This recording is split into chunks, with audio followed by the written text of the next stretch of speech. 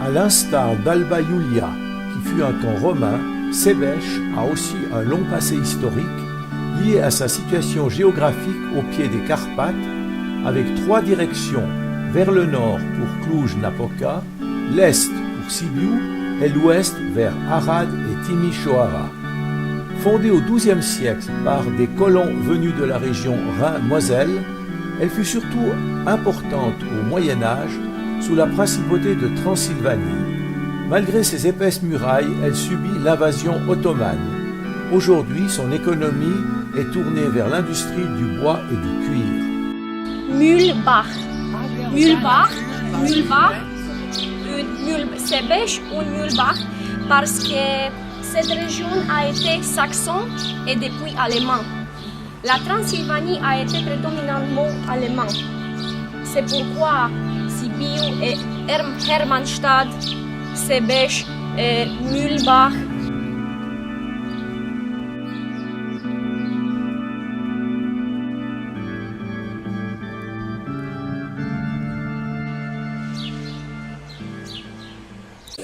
Ich habe verstanden, einige können Deutsch, ich merke es auch.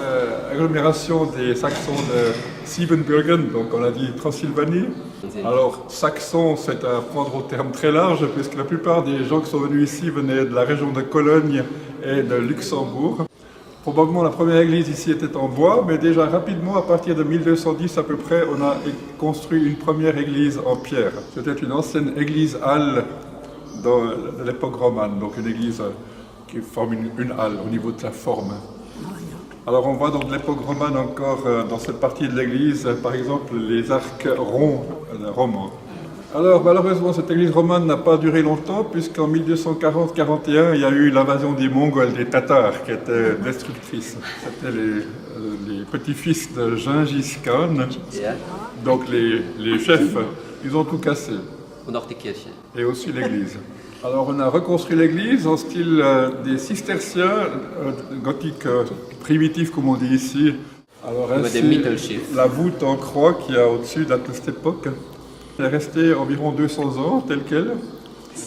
Alors effectivement sur le trône de Hongrie, je rappelle c'est la Hongrie qui était les patrons ici, il y avait des souverains assez puissants de la famille des Arpades, donc c'était les premiers rois de Hongrie, et ensuite des Anjou qui ont succédé aux Arpades.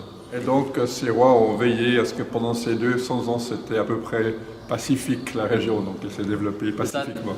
Alors à la fin du XIVe siècle ainsi, c'était une des plus grandes villes de Transylvanie, ici donc Sebeș.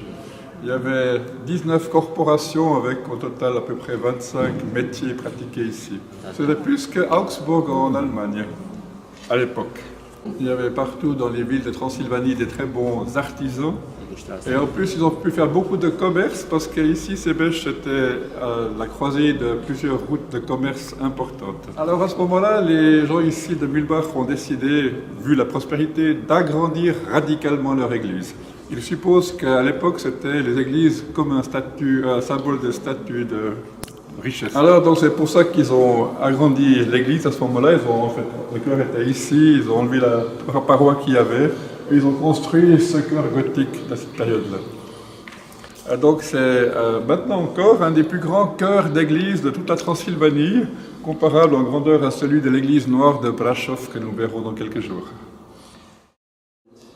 Alors en fait les Turcs voulaient aller plus loin, par exemple direction Hongrie, direction Vienne, mais ils avaient quand même besoin de ravitaillement et de butin, donc ils ont quand même assiégé les villes, les ont pillées.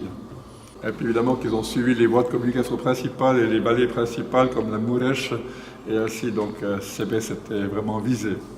Donc évidemment que les habitants de la cité ont dû consacrer leur énergie non pas à l'église mais à construire des murs. Voilà, donc les murailles absorbant le plus gros de leur énergie, ils n'avaient plus l'énergie pour construire l'église. Voilà, donc le chœur est bien plus grand que la nef. Et ils ont quand même fait des travaux, donc on voit les fenêtres gothiques primitives. Ils ont augmenté la hauteur des nefs latérales et fait un toit commun pour qu'il y ait plus d'unité. Alors malgré que l'église n'était pas parfaite architecturalement comme on l'a raconté avant, on a quand même une chose très importante et très belle et très précieuse, c'est l'autel. Alors c'est quand même une chose que les gens de la ville de Mühlbach de Sebeș se sont offerts au début du XVIe siècle. Alors on a ainsi encore un des plus beaux, des plus chers, vraiment des meilleurs hôtels de Transylvanie. Okay. Alors au milieu, donc, le mot Schrein allemand n'est pas traduisible en français, mais c'est la partie centrale la plus grosse. On appelle ça en allemand Schrein, mais il n'y a pas de mot français pour ça. Alors c'est Isaïe qui est couché en bas dans la partie principale centrale, hein, donc c'est le père de David, donc Isaïe. De Jérémie et de Michée, donc deux prophètes de l'Ancien Testament, qui disaient que du corps d'Isaïe allait sortir un germe, un bourgeon, enfin une plante, et qu'une des branches de cette plante serait Jésus. Et au-dessus de l'arbre, on voit bien sûr au centre la Madone avec le petit Jésus. C'est le moment de son couronnement comme reine du ciel. Donc vous voyez qu'il y a 4 anges, les deux du bas montent la Vierge Marie au ciel, et les deux du haut sont en train de mettre la couronne sur la tête de la Vierge. Que beaucoup d'artistes du Moyen-Âge se sont permis de faire. Il a habillé les rois donc, de l'époque de l'Ancien Testament, donc avant Jésus-Christ, comme des rois du Moyen-Âge. Alors en bas à gauche, c'est les rois mages, qui sont venus rencontrer Jésus après sa naissance. Alors en bas à droite, c'est la circoncision du Christ, hein, donc dans le temple, c'est un motif où il n'est pas si rare que ça. Le lion sur fond argenté qui est à droite, c'est les armoiries de la ville ici de Mühlbach, donc Sebech. Et ce blason ressemble beaucoup à celui de Luxembourg. Donc comme on a déjà dit, il y a des liens entre les deux endroits. Sur la gauche, c'est le blason d'un roi hongrois. C'était Władysław Jagiellon qui venait en fait de Pologne mais qui a hérité de la Hongrie. Monsieur Stock et Neuhauser, c'est des peintres assez importants ici. On fait ces tableaux qui se trouvaient en bas et en haut, mais quand il y a eu la rénovation à l'époque communiste, dans les années 60, les gens qui ont fait la rénovation ont trouvé que c'était mieux d'enlever ces choses parce que c'était plus tardif, donc d'enlever ces tableaux et de mettre autre chose. J'attire encore votre attention sur les tapis qui sont exposés dans l'ambulatoire, à votre cœur, et qui sont des tapis donc, musulmans qui ont servi donc, pour la prière musulmane. Et certes, bon, il ne peut pas vous dire grand-chose parce qu'il ne connaît pas trop le sujet, mais non plus d'ailleurs. Et en fait, il y a certains qui sont assez précieux, même très précieux, et qui sont des gens qui font des expositions sur ce thème demandent de prêter pour l'exposition. Regardez, c'est un bussen, hein? Ja. C'est une pierre pour donc faire pénitence. Datant du XVIe siècle, c'est une pierre en albâtre qui pèse 15 kilos. Il est donc sculpté avec des visages de petits chenapans qui sont en train de souffrir.